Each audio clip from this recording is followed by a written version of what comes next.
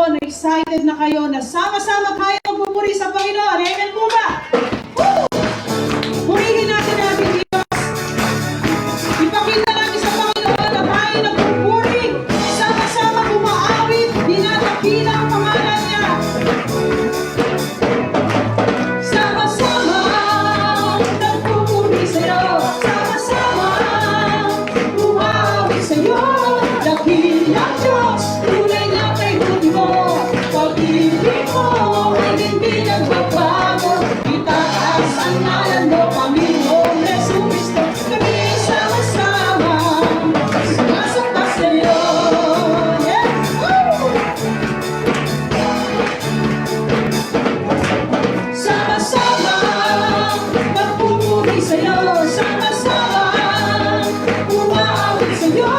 Dakila Diyos, tunay na kaibigan mo. Pag-ibig mo ay hindi nagbabago. Itaas ang ngalan mo, Panginoong Yesu Cristo. Kami ay sama-sama sumasamba sa'yo. Can we say hallelujah to Jesus? Come on, say hallelujah. Come on, church. Say hallelujah.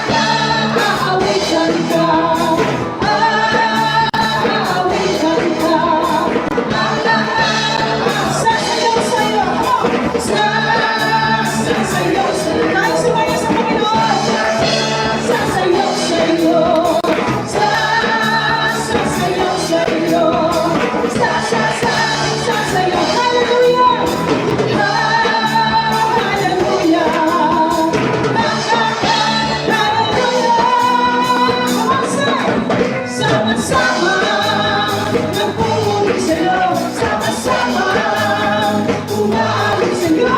Dakilang Diyos, tunay na kaibigan mo. Pag-ibig mo ay hindi nagbabago. Itaas ang ngalan mo, Panginoong Yesu Cristo. Kami ay sama-sama sumasamba sa'yo. Sumasamba sa'yo. Sumasamba sa'yo. Sumasamba sa'yo. Yes, Jesus. Patuloy na sumasamba kami, Panginoon. Hallelujah, Jesus. Woo! Purihin natin Panginoon. Hallelujah. Hey, come on. Purihin ikaw, Panginoon. Tunay na napakasarap makita ang bawat isa na tayo nagpupuri sama-sama sa Panginoon. Amen? Hallelujah.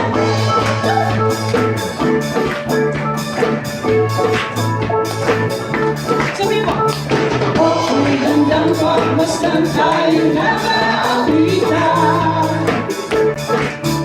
Lumapasok sa tahanan niya, may kagalakan. At doon ay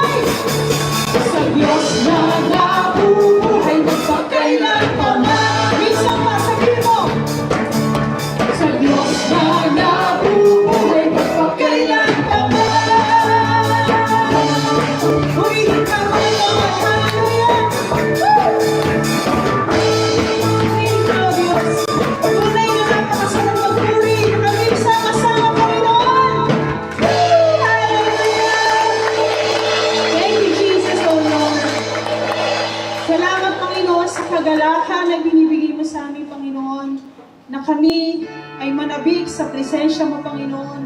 Kami ay sama-sama dinadakila ka, Panginoon, O God.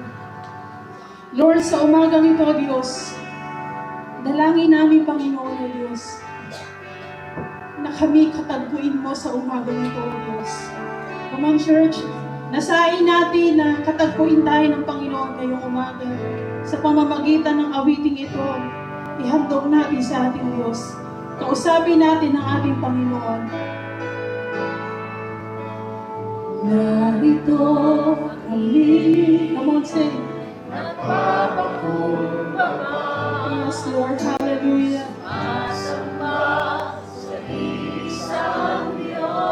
Tunay nga, Panginoon. Hallelujah. Nahanap namin karitan ang iyong mukha. Sumasamo sa iyong pagkilos. At sa himig na hain, tanging dalangin, kami katagpuin. Sabi mo sa Panginoon, iparanas mo sa amin ang iyong kapangyarihan. Ipamalas mo, Diyos. Ipamalas mo sa amin ang iyong kaluwalhatian. Hanggang ang aming kaluluwa'y mapuspos ng lubusan, at sa aming kalagitnaan ay bumaba ang kalangitan. Dakila ang iyong ngalan. Minsan kayo maging personal natin hawitin ito sa ating Diyos. Come on, church! Narito kami, napapakumbaba, sumasamba sa iisang Diyos. Hinahanap namin karitan ang iyong mukha. Sumasamo sa iyong pagkilos. At sa himig na hain, tanging dalangin, kami katagpuin.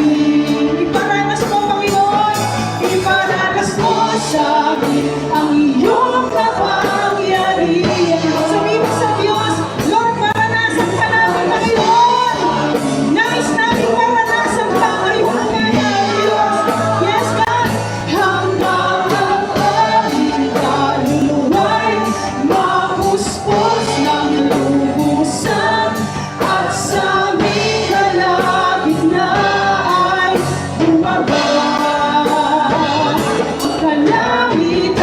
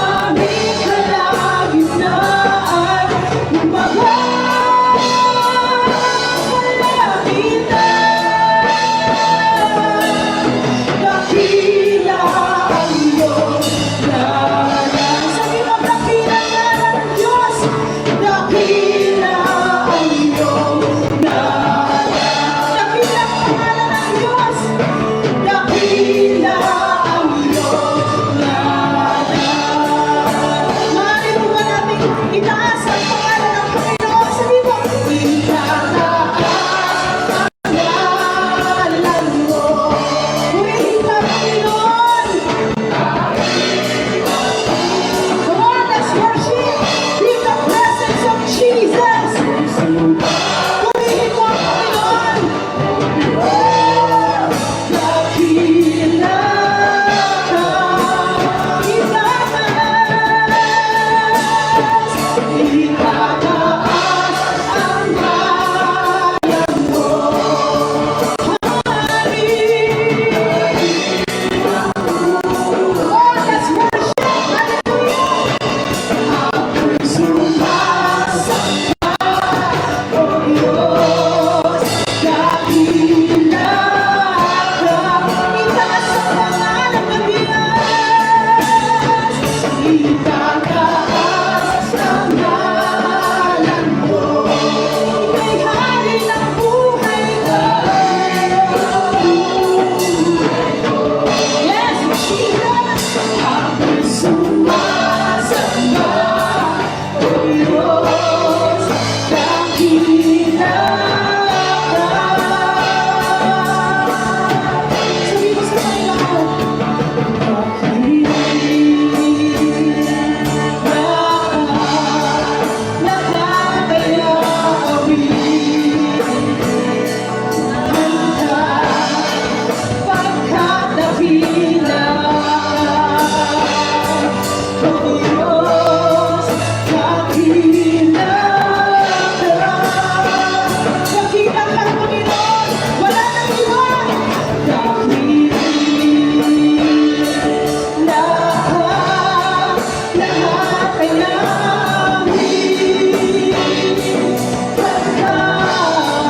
Pagkadakila ka,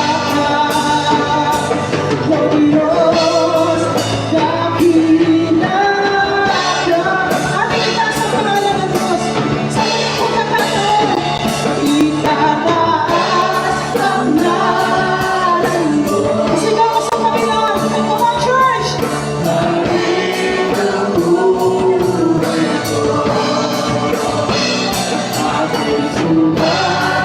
Come on, sayahan natin ang puri ang puso natin sa nag-iisang dakilang Panginoon.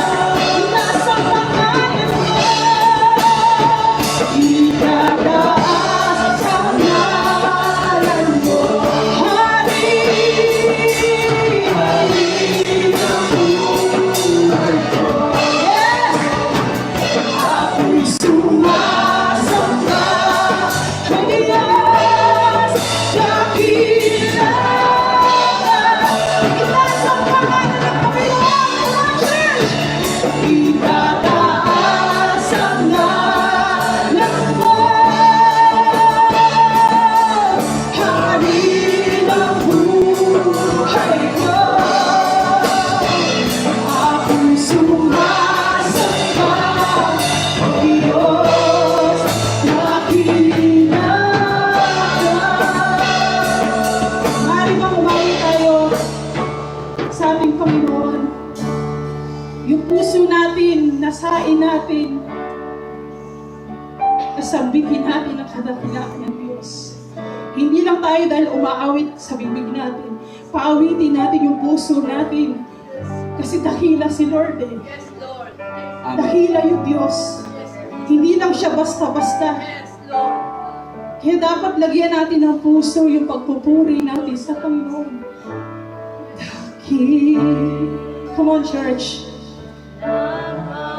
Come on, church. Yes, God. Hallelujah. Gusto mo sumigaw ng pagpupuri, malaya ka purihin ng Diyos. Kung gusto mo umiyak sa Panginoon, malaya ka umiyak sa Panginoon. Come on. Napakasarap sambitin. Tayo'y sama-sama, nagkakaisa, na itinataas natin ang pangalan ng Panginoon. Amen? Napakasarap purihin ng Diyos. Come on, church! Isigaw mo ang papuri sa Panginoon.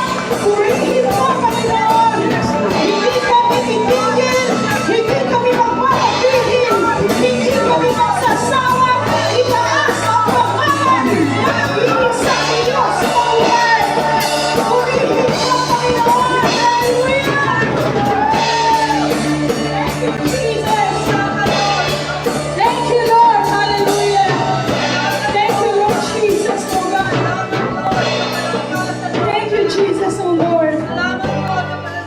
Thank you, Lord. Salamat, Panginoon. Salamat sa kagalakan na ibinibigay mo sa amin. Salamat sa kauhawa na ibinibigay mo sa amin, Panginoon. Upang dahilain ang nag-iisang Diyos. Hallelujah. Sabi mo nga, dakila ka, lahat ay aamin. Faithful and true. Ka, pagkat dakila ka, O Diyos, dakila ka. Hallelujah. Dakila ka, lahat ay aamin. Ka, pagkat dakila ka, O Diyos, dakila ka. Amen, hallelujah. Tayo po yung manalangin. O Yahweh, Diyos na dakila. Diyos na napakabuti. Diyos na makapangyarihan sa lahat. Nagpapakumbaba kami sa inyong banal na harapan sa umagang ito. Linisin mo po kami. Maging karapat-dapat nawa ang aming papuri, pasasalamat, pagdakila sa inyong pangalan. Panginoon, tulungan mo po kami sa aming pag-aaral ng iyong salita. Nawa, Panginoon, ang mensaheng ito ay maging pagpapala sa bawat makakapakinig. Gabayan mo po ang inyong lingkod na patuloy na kayo ang maitataas, kayo ang mapapapurihan, madadakila, sa pangalan ni Jesus. Amen.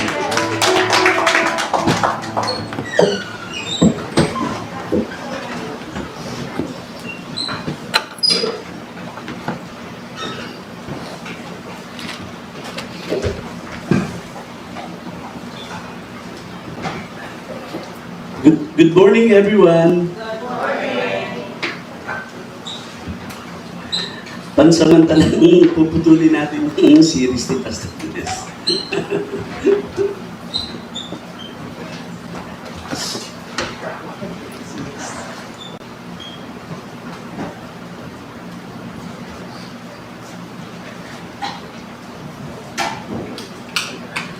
Okay. Gandang umaga po. Muli, magpapaalala po ako na yung mga katabi natin, huwag natin kukwentuhan hanggat maaari. Mag-focus po tayo sa salita ng Diyos para ito yung maging pagpapala sa ating spiritual na buhay. Na po, ito yung pagkain natin sa ating spiritual na buhay. Na po? Amen. Dakila ang Diyos. Ang ating pong title ay, ito po, kinimagatang, mas lalong nagliliyab ang uling kapag sama-sama. Medyo modified version to. Ito po yung sa church, sa camp. Pero masyadong maikli yung oras na binigay, kaya hindi masyadong naipaliwanag. Maraming hindi naipaliwanag. So, ito po ay batay sa Book of Daniel, Daniel 3. Ano po? Kina Shadrach, Meshach, and Abednego. Sino po nakakilala? I'm very sure narinig nyo na to, di ba? Sila yung tatlong hinagis sa pugon. No? Tapos, ano nangyari? Hindi sila nalitsyon, di ba? So, napansin niyo po ba ang isang pirasong uling? Kapag inilayo po ito sa buntol ng mga uling, no? Ano pong nangyayari? Kumuha ka ng isang uling sa karamihan. Ano nangyayari sa isang uling na ito? No? Di po ba? Ito po ay unti-unting namamatay at lumalamig. No po? Ngunit, kapag ito po ay binalik mo ulit, no, sa karamihan ng mga uling, sa bunto ng mga uling, no, magliliyab uli yung uling. No? Muli itong iinit at aapoy. Medyo mahabang ano po, kunin niyo na lang po yung mga puntos at saka yung parang importante sa puntos na medyo magpa-flash ako ng mahirap isulat. Ganito rin po kasi yung buhay spiritual ng tao.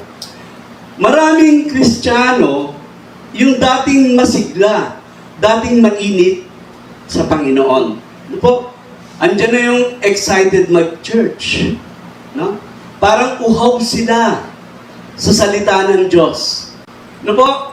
Masipag manalangin, aktibo sa ministry, aktibo sa paglilingkod, masaya sa pagsamba. Ano po? Ngunit, nang unti-unti silang lumayo o humiwalay sa church gatherings, no? Sa fellowship, sa mga kapatid sa pananampalataya, unti-unti ring lumamig ang kanilang spiritual na buhay. Totoo po ito. No? Kasi hindi naman po biglaan ang paglamig ng ating pananampalataya. Hindi naman po biglaan yan. Unti-unti po itong nangyayari. No? Hanggang sa, eto po ang mangyayari kapag gumiwalay ka. Slides. Yan. Kapag unti-unti kang lumayo sa mga pagtitipon ng iglesia, tignan nyo, nawawala ang gana sa prayer. No? Tinatamad na yung mag-pray. Pag gumiwalay ka, lalo na medyo tumagal, nawawala ang gana sa pagbabasa ng Bible. Nawawala ang conviction. No? Ito yung tipong, pag nakagawa ka ng kasalanan, parang nagiging manhid ka na. Parang wala ka na hindi ka na nakukonvict talaga. No? Hindi mo nararamdaman yung guilt, yung correction, o spiritual sensitivity. No? Nawawala ang passion. No? Yung init ng faith natin, nawawala yan. Nawawala yung init natin sa ministry, sa paglilingkod natin. No? At pati relasyon natin sa Diyos ay maaapektuhan. No? Kasi, mawawala yung closeness mo kay Lord eh. Nawawala yung prayer, yung worship, yung paglapit mo sa Kanya. Feeling mo kasi, yung distant ka na sa Kanya. No? Nawawala yung sensitivity o yung parang nagiging manhid na tayo sa conviction ng Holy Spirit. No? Yung connection natin napuputol, nawawala. No? Humihina kasi yung fellowship natin sa Kanya kasi nga hindi na tayo dumadalo. No? Sa church service, sa fellowship. Ganyan po yung mga mangyayari kapag tayo po ay nahiwalay ng matagal sa fellowship, sa iglesia, at sa mga kapatid sa pananampalataya. Ganyan po yung mangyayari. No? Hanggang sa dumating ang panahon na hindi na po natin namamalayan na malayo na pala tayo sa Diyos. So, ito po ang dahilan kung bakit mahalaga ang mensahe ngayon. Hindi tayo nilikha ng Diyos upang lumakad sa pananampalataya na mag-isa. No? Nilikha po tayo ng Diyos upang maging bahagi ng isang komunidad ng pananampalataya. At ito po ay makikita natin sa buhay ni Shadrach, Meshach, and Abednego. Ang tatlong kabataang Hudyong nito, humarap po sila sa pinakamatindi, pinakamalaking pagsubok ng kanilang buhay. Kasi po, eto po yan, si Haring Nebuchadnezzar, no po, ng Babylonia, I'm sure naririnig nyo lagi ito, nagpagawa po siya ng napakalaking ribultong ginto. So, tapos, sabi niya sa lahat ng nasasakupan niya, kapag narinig nyo yung, ewan ko kung anong tunog yun, ano? Ewan ko kung hawak ko ang beat. Joke lang. Kapag narinig niyo yung tunog na yon, dapat luluhod sasamba sa rebultong ito. No? Nakita niyo po? Kapag hindi ka sumamba, hindi ka lumuhod sa rebultong ito, kayo po ay itatapon sa lumalagablab na pugon. Ito pong Babylonia ito po yung ngayon yung nasa sakop po ito ng Iraq, sa north of Baghdad. No? So iniutos niya na sino mang hindi sasamba sa rebultong ginto ay ipapatapon sa naglalagablab na pugon. No? So, si Shadrach, Meshach at Abednego ay mananampalataya po yan. No? Pinapili sila. Ito po, tignan nyo. Diyos o rebulto? Pananampalataya o takot? Katapatan o kompromiso? Buhay o kamatayan? Yan po. No? At isa po sa mga dahilan kung bakit po sila nanatiling matatag ay dahil magkakasama sila. No? Kaya, mga kapatid, mahalaga na meron kang tamang kaibigan. No? Upang magtulungan kayo sa paglalakbay ng pananampalataya nyo. No? Dahil mas tumitibay ang apoy ng pananampalataya kapag ito ay sama-samang pinapangalagaan. No? Unang punto natin.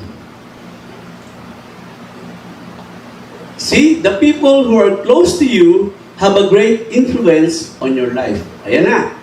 Sabi sa Daniel 3:16 to 18, sinabi ni na Shadrach, Meshach at Abednego, mahal na Haring Nebuchadnezzar, wala po kaming masasabi sa inyo tungkol sa bagay na ito.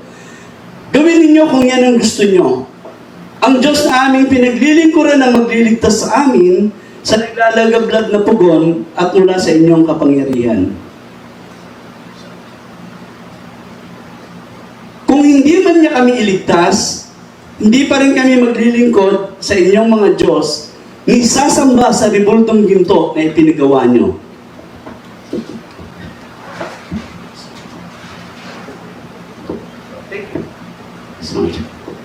No? So, pansinin niyo po yung teksto, no? Mapapansin natin dito, sina Shadrach, Meshach at Abednego ay hindi nagkanya-kanya. No? Bagamat alam nila na ipapatapon sila sa naglalagablab na pugon, pero nanatili po silang matatag sa kanilang pananampalataya. No?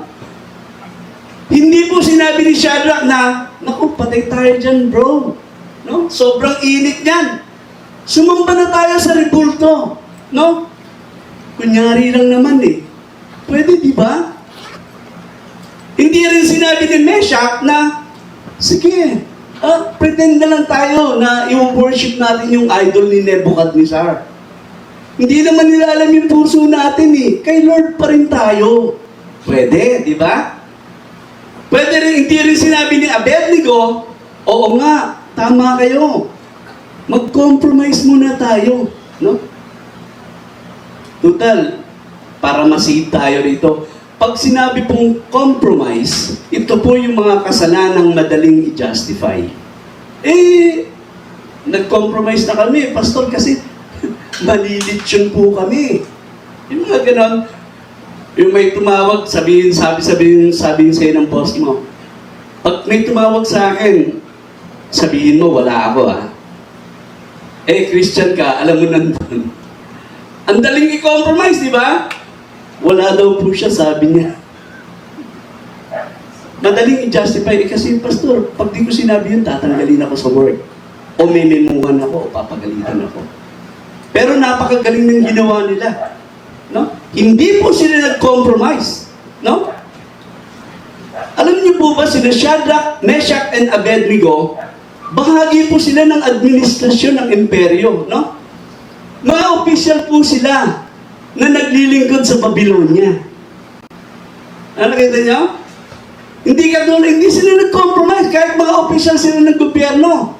Hindi katulad ng mga mananampalataya na nasa posisyon sa gobyerno na nag-compromise. No?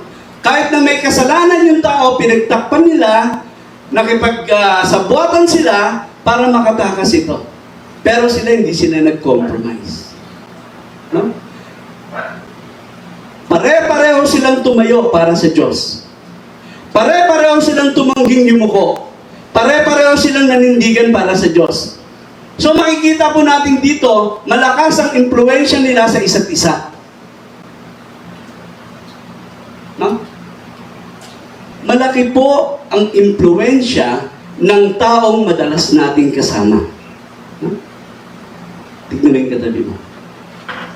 Yan dapat yun sa mga malakas ang impluensya ng lagi yung kasama. No? Ang mga taong madalas natin, ito, pakita mo nga, ito po yung mga taong madalas nating kasama.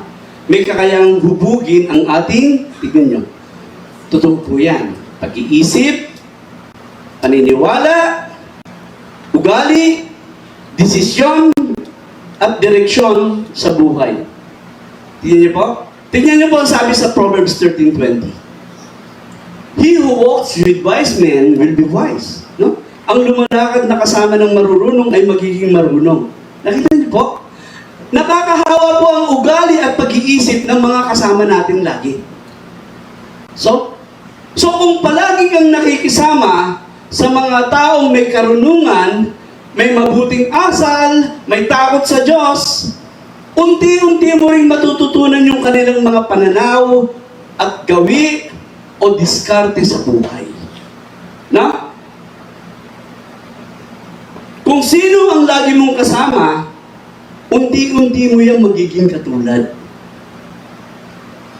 No? Kunyari, ang barkada mo masipag, responsable, magalang, so malaki ang posibilidad na mahubog ka rin sa ganung pag-uugali. No? Tulad ni na Shadrach, Meshach at Abednego, no?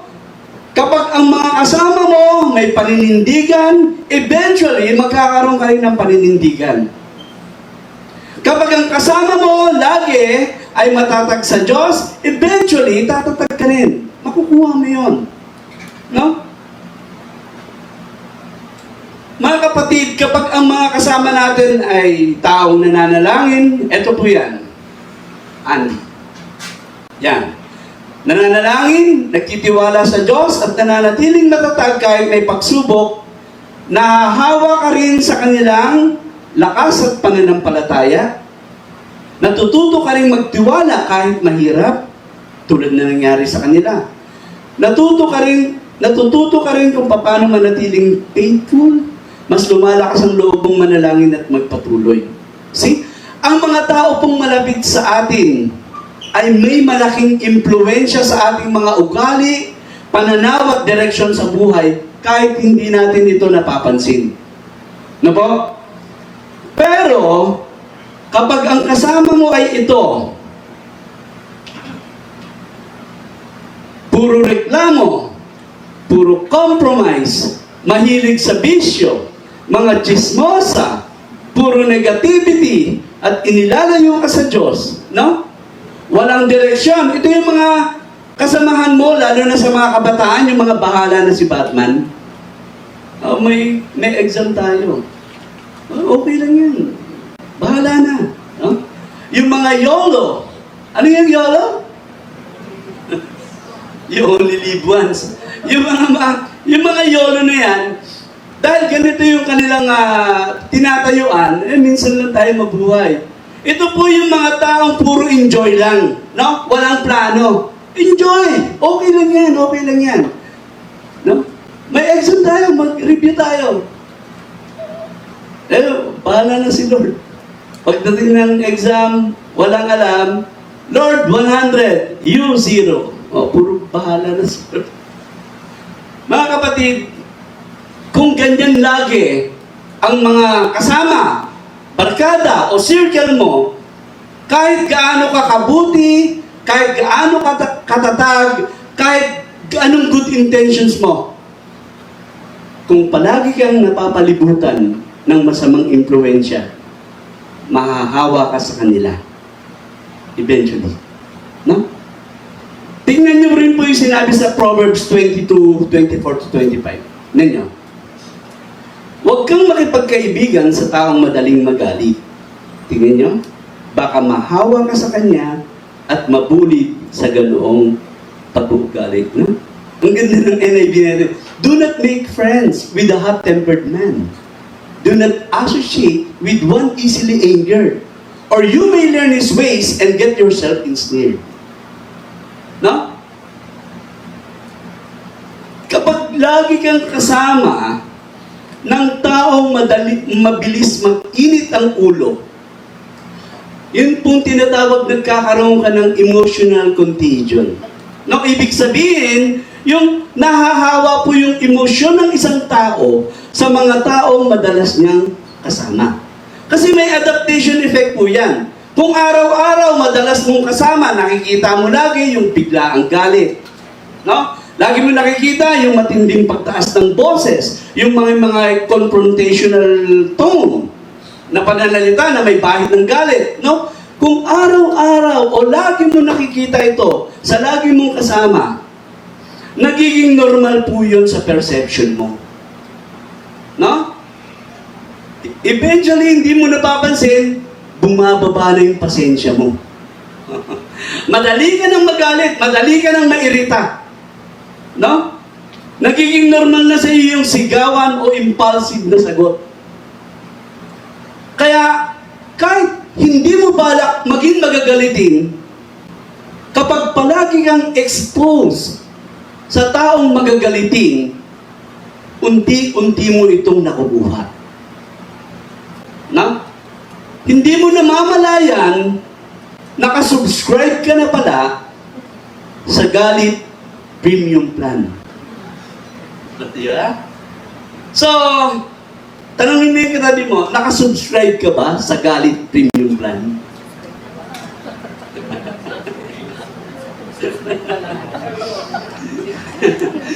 Kung ang palagi mong kasama ay mga chismosa, real talk, unti-unti, mahahawa ka rin sa ugaling pagchichismis. Real talk yan. Kung palagi mong kasama ay reklamador, sugarol, tumador, lahat na yun, unti-unti magiging ganun ka rin. Totoo po yan. Kasi hindi ako dati umiinom eh. No? Parang ang hirap uminom noon na ano. Pero dahil nabarkada ako sa mga umiinom, dati shot lang, ayaw ko pa. Pero nung pinashot ako, nung parang nagustuhan ko sumunod, basta bandang muli, nagtatagay na ako. Grabe! Totoo po ito eh. Kung ano yung lagi mong kasama, sige na, wala ka namang pakisama eh. Gaganin ka para mapapahiya ka na. Parang out-group ka na. O, di ba? Yan po yung principle ng Proverbs 22, 24 to 25. No? Na yung madalas na pakikisama sa mga taong may hindi magandang impluensya, maaaring makaepekto sa ating pag-uugali. Okay? Kaya, nag-warning na naman ang Bible. Sabi ng Bible sa 1 Corinthians 15:33, tignan niyo po, huwag kayong palilin lang. Ang masasamang kasama ay nakakasira ng mabuting ugali. No? Don't be misled. Bad company corrupts good character. Bible na nagsasabi niyan. No? Kaya, mga kapatid, maging maingat po tayo sa pagpili ng malalapit na kaibigan. No? Ang pagpili po ng mga taong malapit sa atin ay mahalaga. Mahalaga po yan. Dahil naaapektuhan nila ang ating karakter. May makukuha at may makukuha ka. Pero kapag ang lagi mong kasama ay ganito, ito naman, tignan natin. May disiplina, may takot sa Diyos, walang masamang bisyo, marunong mag-correct sa'yo, no? Pag ganyan ang mga lagi mong kasama, hindi lang samahan ang nabubuo, no? Pati pagkatao mo nauhubo. No? Malaki po ang posibilidad na ikaw ay lumago sa iyong spiritual life at sa mabuting pag-uugali. No? May kasabihan nga tayo, di ba? Ito, alam niyo to eh. Sabihin mo kung sino ang mga kaibigan mo Kung matinik ay malalim. Joke lang. Pastor Riz, gaya na ako eh. Sabihin mo kung sino ang mga kaibigan mo at sasabihin ko kung saan papunta ang buhay mo. Bagamat mga kapatid, hindi po laging totoo ito sa bawat sitwasyon. Pero ipinapakita nito kung gaano kalakas yung impluensya ng samahan sa paghubog ng ating karakter. No? Kung palagi mo silang kasama, malaki ang posibilidad na doon ka rin patungo. No? Kung sino ang madalas mong kasama, sila ang makaka-impluensya sa iyo. Tignan niyo si Shadrach, Meshach at Abednego. Sila yung madalas magkakasama. Grabe. Malakas ang pananampalataya nila. O, pakita natin to. Sige. See? Ang madalas mong kasama ay posibleng maka-impluensya saan? Sa ugali at isip mo, sa values mo. No? Ito yung mga gabay, pamantayan sa buhay, kung ano yung tama, kung ano yung mahalaga, kung ano yung dapat gawin, may epektuhan yan. Yung magagandang values mo, baka magbago. No? Sa decision mo, sa priorities mo, at sa direksyon ng buhay mo. No? Kaya, kailangan tama ang impluensya sa paligid mo. No? Hindi lahat ng masarap kasama ay makakabuti sa iyong spiritual at personal na paglago. No? Mga kapatid, protection sa sarili, yung pagpili natin ng kaibigan, lalo na yung mga kabataan. Kapag ang naging barkada nyo palaaral, magiging palaaral din kayo. Subukan nyo yung barkadahin yung mga pakating classes lagi. Yung mga tumatalon sa bako. Subukan nyo yung mga yung mga patakas lagi. Magiging ganun din kayo. No? Kasi may mga taong nagpapalakas ng apoy mo at meron ding mga tao na pumapatay nito. No? Kaya mahalaga na pumili tayo ng mga taong maglalapit sa iyo sa Diyos, hindi maglalayo. Hindi ko sinasabing iwasan nyo na. Dapat malaman nyo kung talagang inilalayo kayo nito, yung mga pananalita, kung saan siya lagi nagpupunta, ano yung mga bisyo niya. Bigyan nyo lang ng konting time. Huwag nyo silang laging samahan. No? Pangalawang punto, isolation and separation weaken the faith. No? Balikan po natin yung uling. No? Kapag inalis ang isang baga sa apoy, sa umpisa, no, mapula pa yan. Makikita natin yan. Mainit pa, parang buhay pa. Pero maya-maya, mapapansin natin, mawawala yung init niya. Lumalamig at nawawalan siya ng ningas. No? Ganito po ang spiritual na buhay ng taong humihiwalay sa iglesia, sa fellowship, at sa mga kapatid sa pananampalataya. No? Hindi naman agad nawawala ang pananampalataya. No? Pero, eto po ang mangyayari. Pakita natin. Yan yung mga epekto. Pag hindi ka na dumadalo sa iglesia o sa mga fellowship, nawawala ang excitement sa church, tinatamad ng manalangin, tinatamad ng magbasa ng Bible, nawawala ang gana sa ministry, nawawala ang conviction, lumalakas ang tukso. Hanggang sa hindi mo na namamalayan, malayo ka na pala sa Diyos. No? Now, tanungin ko kayo, bakit delikado ang isolation? No? Dahil kapag mag-isa ka, kapatid, wala nang magpapaalala sa iyo. No? Wala nang magtatanong kung okay ka pa. Wala nang magtatama sa iyo, wala nang magko-correct. Wala nang magpapalakas ng loob mo. Wala nang magtatanong kung kumusta ka na ba. No? At ito ang katotohanan. Gustong-gusto ng kaaway natin ang isolated na Kristiyano. Kaya yung mga kabataan, mga galing sa camp, Ang kaaway po, parang leon na naghahanap ng may hina. Yung mga humihiwalay sa kawan. Hinahanap niya, tinitignan niya. Kasi, mas madaling targetin yung nag-iisa. No? Mas madaling pabagsakin yung mga taong walang spiritual support. See? At dyan natin makikita yung Ecclesiastes principle. Sabi sa Ecclesiastes 4:9-10, tignan po natin. Mas mabuti ang may kasama kaysa mag-isa. Mas marami silang magagawa. Kapag nadapa ang isa sa kanila, maitatayo siya ng kanyang kasama. Kaya nakakaawa ang taong nag-iisa at nadapa dahil walang tutulong sa kanya. Dito po yung sinasabi na two are better than one. No? Dahil kapag mag-isa ka at nadapa ka, walang tutulong sa iyo. Pero kapag may kasama ka, may tatawa sa iyo. May tutulong sa iyo. Di ba?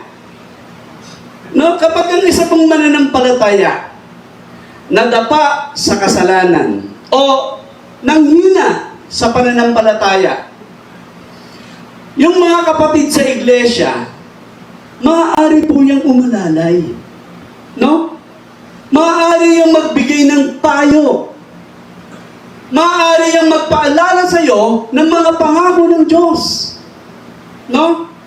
Maaari yung manalangin para sa iyo. Nakita niyo po? No? Kaya, wag po tayong hihiwalay sa iglesia, sa mga kapatid sa pananampalataya, sa fellowship. No? So, ipinapakita po ng talatang ito, ng Ecclesiastes na ito, na mahalaga yung pagkakaroon ng mga taong makakasama natin sa pananampalataya upang tayo ay magtulungan at magpalakasan. No? Kasi ang Kristyanismo, hindi po yan solo journey. No? Hindi pwede yung solo faith lang. Yung ako na ang bahala. No? Tandaan po natin, hindi tayo tinawag ng Diyos para maging spiritual island. No? Tinawag niya tayo upang maging bahagi ng kanyang pamilya. No? Tingnan niyo po sa Hebrew 10:25. Wala. Huwag natin kaliligtaan ang pagdalo sa ating mga pagtitipon gaya ng nakasanayan ng iba. Sa halip, palakasin natin ang loob ng isa't isa. Lalo na ngayon nakikita natin malapit ng araw ng Panginoon. Pansinin nyo, ang sabi, magpalakasan tayo sa isa't isa. Meaning, hindi sapat ang personal faith lang. Tama? Kailangan dito ng mutual encouragement. No? Pagpapalakasan ng loob ng isa't isa. No? Kasi ang pananampalataya po, mas madaling lumamig kapag tayo ay hiwalay sa katawan ni Kristo o sa mga kapatid natin sa pananampalataya. No? Listen. Kapag unti-unti kang lumalayo sa Diyos, kapag unti-unti kang umiiwas sa church, sa iglesia, kapag nawawalan ka ng connect sa mga Kristiyanong kaibigan, ang apoy ng pananampalataya mo ay unti-unting humihina. No? Unti-unti kang nawawalan ng sigla. Diyan nagsisimula yan sa paunti-unti. No? Dati, excited ka sa church. Ngayon, tinatamad ka na. Nararamdaman mo ba yun, kapatid? Dati, nagpipray ka, ngayon tahimik ka na lang. No? Unti-unti kang nawawalan ng direksyon at lakas. No? Mas nagiging vulnerable ka. Ibig sabihin, mas madali ka nang matukso, mas madali kang matakot, ma-discourage, magduda. Bakit? Kasi wala ka ng regular intake ng katotohanan ng salita ng Diyos. No? Mga kapatid, madaling putulin ng isang tingting. Ang dali niyan. Pero, kapag pinagsama-sama ang tingting, no? Isang bungkos ng tingting, mahirap putulin. Tama? Ganito rin ang Kristiyano. No? Mas matibay kapag may spiritual family. Amen? No? Pangatlong puntos, community brings protection. No? Napansin nyo ba? Hindi inalis ng Diyos ang apoy. No? Hindi rin niya pinigilan yung paghagis sa kanila sa pugon. Pinayagan ng Diyos na dumaan sila sa apoy. No? Pero, hindi niya sila iniwan sa apoy. Hindi po sila nasunog. No? Tapos sinilip ni Haring Nebukadnezar yung tatlo. No? Nagulat si Haring Nebukadnezar dahil yung tatlong itinapon niya sa pugon, sa naglalagablab na pugon, ay naging 4 sa paningin niya. Grabe, no? Nagulat siya. Di ba 3 lang? Sabi niya, 3 lang yung hinagis ah. Bakit parang 4 at parang anak ng Diyos yung kasama nila? Napakagandang larawan po ito ng buhay Kristiyano. Minsan, ang ating pong panalangin ay, Lord, alisin mo po ang aking problema. No? Pero minsan, ang sagot ng Diyos, anak, sasamahan kita sa problema. No? At malaking bahagi ng pagsama ng Diyos sa atin ay sa pamamagitan ng kanyang mga tao, ng kanyang mga anak. No? Minsan ginagamit niya ang pastor, leader, mga kapatid sa pananampalataya, pamilya, church family. Hindi natin naaano yun. Ginagamit yan ng Diyos. No? Para dumaan ang problema natin o para masolusyonan. Gagamit siya ng kanyang mga anak din. No? Kapag dumadaan ka, kapatid, sa mabigat na problema, huwag kang mag-isolate. Huwag mong ihiwalay yung sarili mo sa church family mo. Huwag mong ikulong ang sarili mo. No? Huwag mong isipin na ayokong makaabala. No? Dahil minsan, ang tulong ng Diyos ay dumarating sa pamamagitan ng mga taong inilagay niya sa paligid mo. No? Proven ko na yan. Ako talagang ayokong umalis sa church family. Dahil marami ako naging problema, ang mga tumulong sa akin ay mga kapatid sa pananampalataya. Nakita niyo ang pagsama ng Diyos? Gagamit siya. Leaders, pastors, mga kapatid niyo, kaibigan sa pananampalataya, gagamitin niya yan. No? So, kailangan mo ng mga tao, nakita niyo yan, no? Tatlo lang yan eh, nung hinagi si Shadrach, Meshach at Abednego. Pero sabi ng hari, bakit naging 4? O, diba? Kailangan mo ng mga taong ito. Kailangan mo ng mga magpapalakas ng loob mo. No? Kahit pastor, nangihina din po yan. No? Ang tunay na encouragement ay hindi lang po yan nagpapagaan ng pakiramdam. Itinuturo tayo nito pabalik sa Diyos at pinapaalala kung sino tayo sa Kanya. Pangalawa, magtatama sa iyo. No? Ang taong handang magsabi ng katotohanan kahit mahirap marinig, no? Ay mas mahalaga kaysa sa taong laging sumasang-ayon sa iyo para walang gulo, para walang away. Kahit mali ka, okay lang yan, bro. Okay lang. Huwag ganun. No? Ang tunay na kaibigan, kapatid, huwag mong gawin yan. Laban sa salita ng Diyos yan. Dapat ganun ang tunay na kaibigan. No? At makikita natin yan sa iglesia, sa mga kapatid sa pananampalataya. No? Pangatlo, ipagdarasal ka. Ito, napaka-powerful na ito. Yung mga hindi masyadong believe sa prayer, bumilib kayo sa prayer. Napaka-powerful na ito. No? May mga laban na hindi mo kayang lampasan mag-isa, kapatid. No? At minsan, ang dahilan kung bakit nakakatayo ka pa ngayon ay may mga taong taimtim na nananalangin para sa iyo. Di mo alam yun, di ba? Alam nila na struggle ka ngayon spiritually. Pero until no, nakikita nila, nagpupuri ka, nagpapasalamat ka, may mga taong taimtim na nananalangin sa inyo dito. Sa buhay spiritual, mga kapatid, yung community o komunidad, yung pamilya, kaibigan, kapwa mananampalataya, no? Nagbibigay po yan ng lakas, gabay at inspirasyon. No? Kaya all the more, kapag nangihina tayo, wag po natin i-isolate yung sarili natin. No?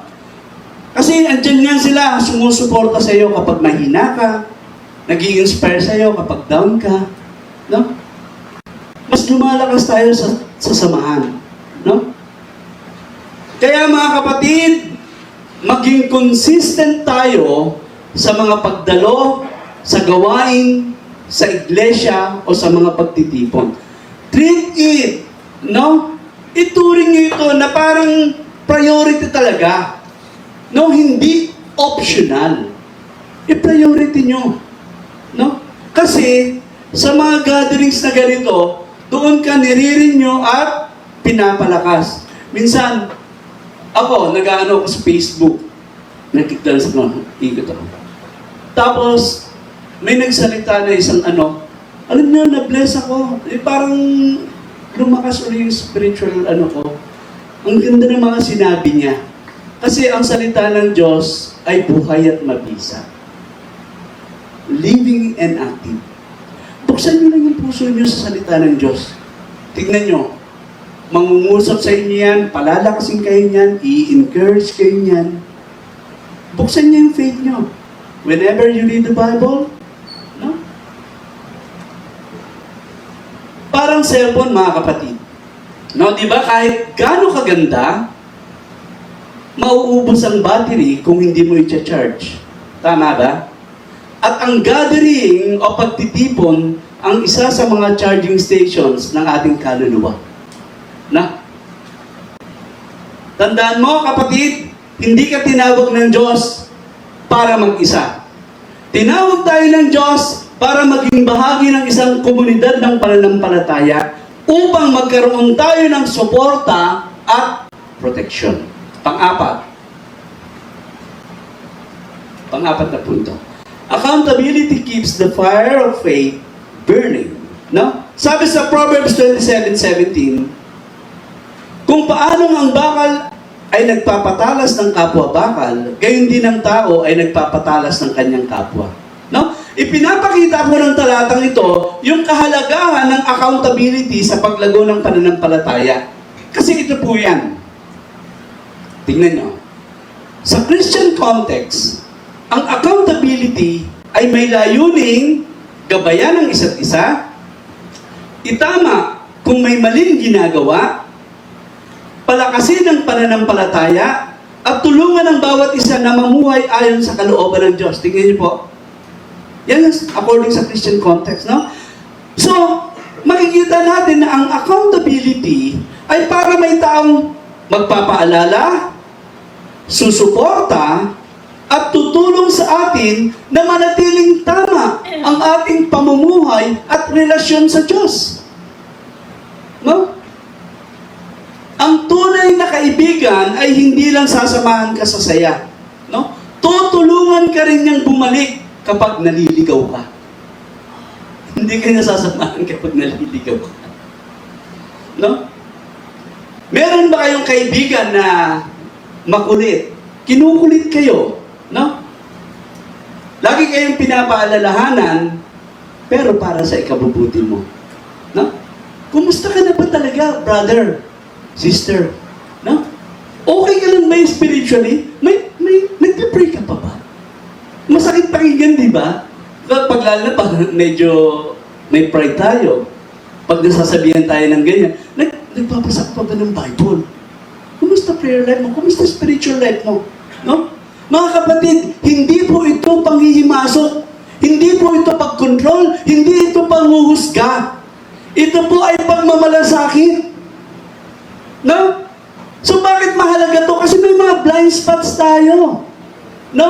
Meron tayong mga pride, meron tayong pakikipagkompromiso, may mga hidden sin, no?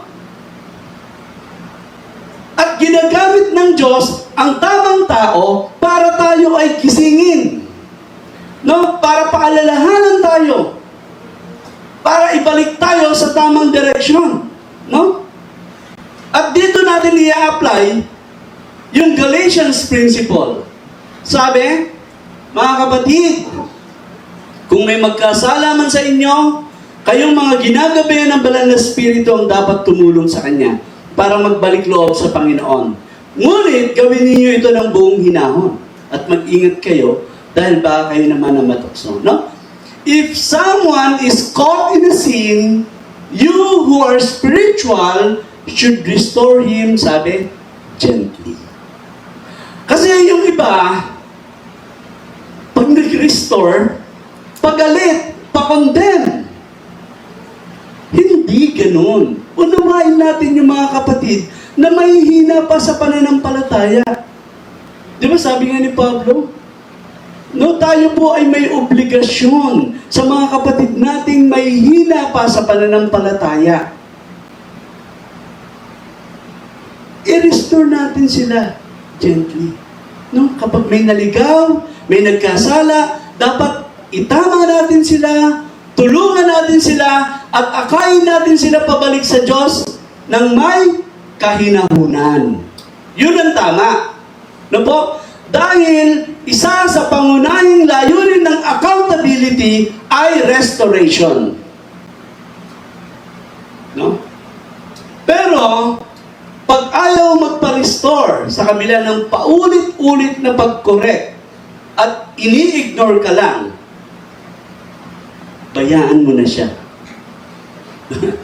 You are not accountable anymore.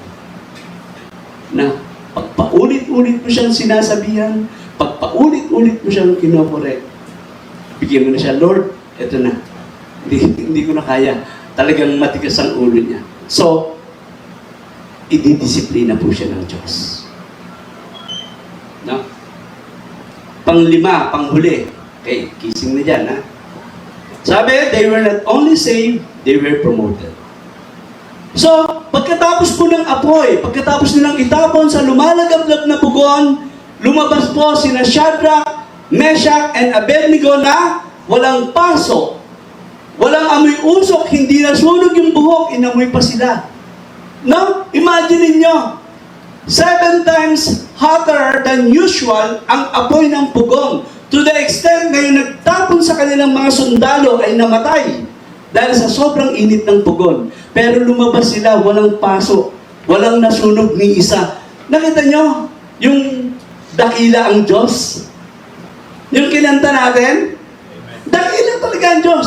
Nothing is impossible with God. No? Grabe yun, mga kapatid. At kapag nanatili kang tapat kay Lord, hindi ibig sabihin mawawala ang pagsubok. No? Nakita niyo naman sila eh. No?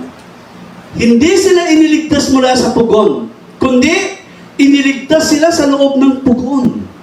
Pinabayaan ni Lord, sige, bayaan mo silang dumaan. Pinapadaan tayo sa pagsubok, mga kapatid. Hindi niya tinatanggal yan, sinasamahan niya tayo. Yun yung parang nakikita natin dito, sinamahan niya. No? At pagkatapos silang maging tapat, pinarangalan sila ng hari. No? No, nakita nung lumabas sila, walang sunog. Sabi ni Haring Nebuchadnezzar, sambahin natin yung Diyos nila. Yan ang tunay na Diyos. At prinomote sila. Daniel 3:30. Sabi, at binigyan ng hari sina Shadrach, Meshach at Abednego ng mas mataas pang tungkulin sa lalawigan ng Babylonia. Kasi may mga posisyon na po sila. Prinomote pa sila. No? Kaya, mga kapatid, ang pagsubok, hindi para sirain ka. No? Huwag kayo magre-rebelde, kundi para patatagin ka. No? Kundi para palalimin ang pananampalataya mo at ihanda ka sa mas malaking bagay. No? At minsan ang dahilan, kaya nakasurvive ka, may mga taong tumayong kasama mo. No? Sa church community, meron po tayong makukuhang suporta, encouragement, panalangin, at mga taong sasamahan ka. Kaya pag down ka, i-approach mo yung kapatid mo sa pananampalataya. I-approach mo yung pastor mo. I-approach mo yung leader mo. Church family tayo. No? Mga kapatid, wag nating i-isolate ang sarili natin kapag tayo ay dumadaan sa struggle. No? Mas lalo kang manlalamig. Wala na magpapaalala, wala na magpipray, wala na ano. Patuloy kang dumalo. Approach us. Amen? Let's pray. Dakilang Ama, Diyos na napakabuti. Salamat po sa mga katotohanang nakapaloob sa buhay ni Shadrach, Meshach at Abednego. Dalayan ko, Panginoon, patuloy niyo kaming tulungan na maging tapat sa aming pananampalataya. Huwag makipag-compromise, Panginoon. At dalayan ko, Panginoon, patuloy niyo nawa kaming palakasin. In Jesus' name, Amen.